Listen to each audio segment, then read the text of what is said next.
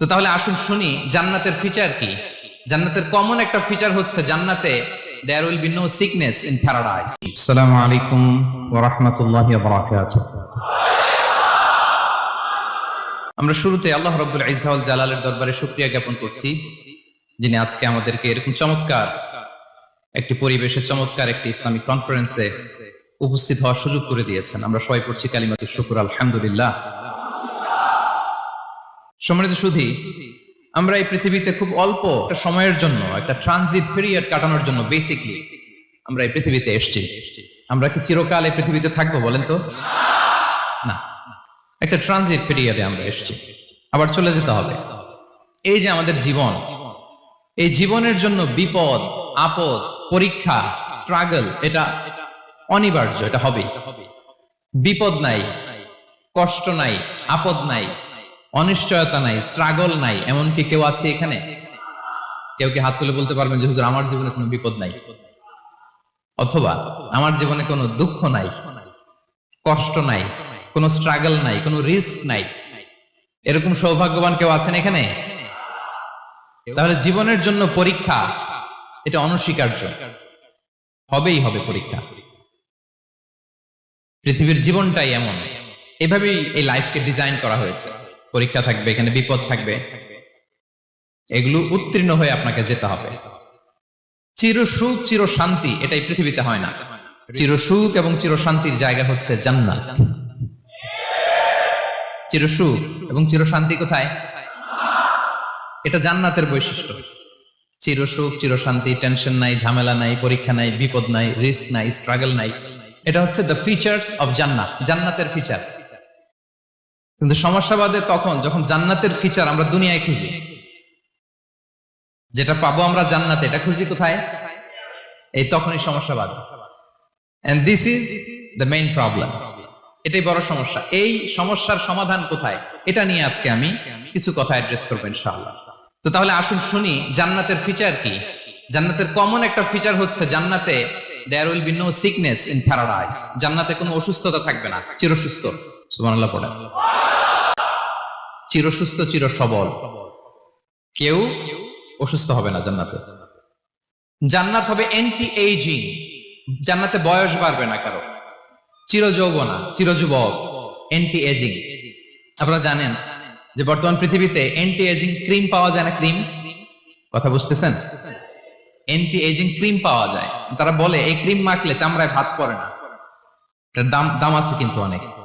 Anti ageing cream লাগায়, shampoo use করে, anti ageing oil আছে, এটা দিলে নাকি চামড়ায় ভাঁজ পড়ে না।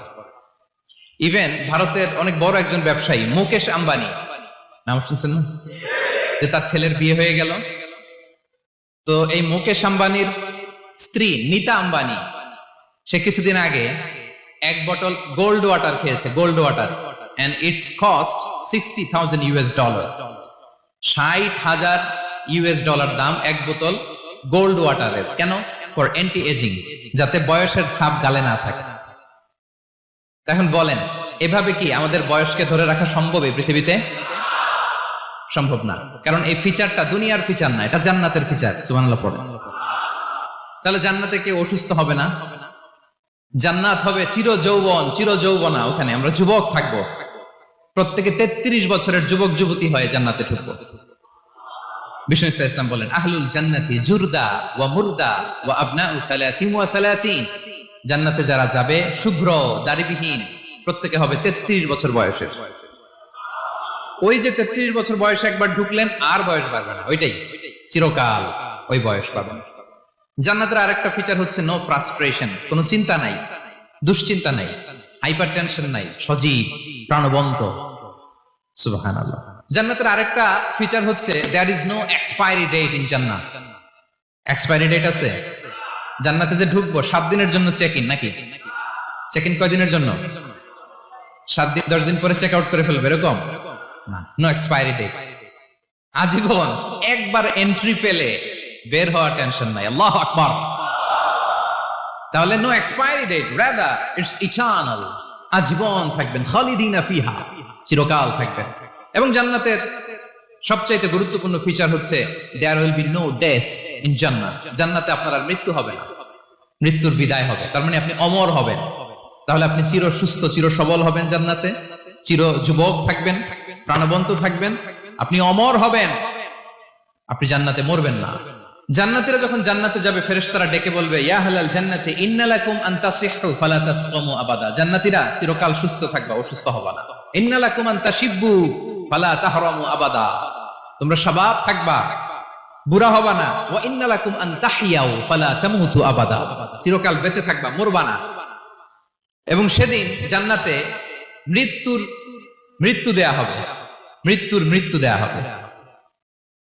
ইউতাল মাউতু বিকাবশিন আমলাহ, একটা ছাগলের আকৃতিতে মৃত্যুকে আনা হবে। ফায়ুযবাহুল মাউত, মৃত্যুকে জবাই দেয়া হবে।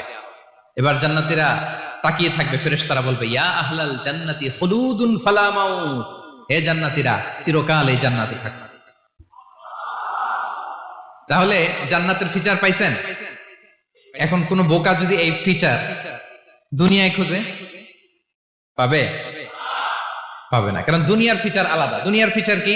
এই দুনিয়াতে বিপদ আসবে, কষ্ট আছে, দুনিয়াতে হতাশা আছে, ভয় আছে, অসুস্থতা আছে, বার্ধক্য আছে, এবং এই দুনিয়ার একটা এক্সপায়ারি ডেট আছে, আছে না?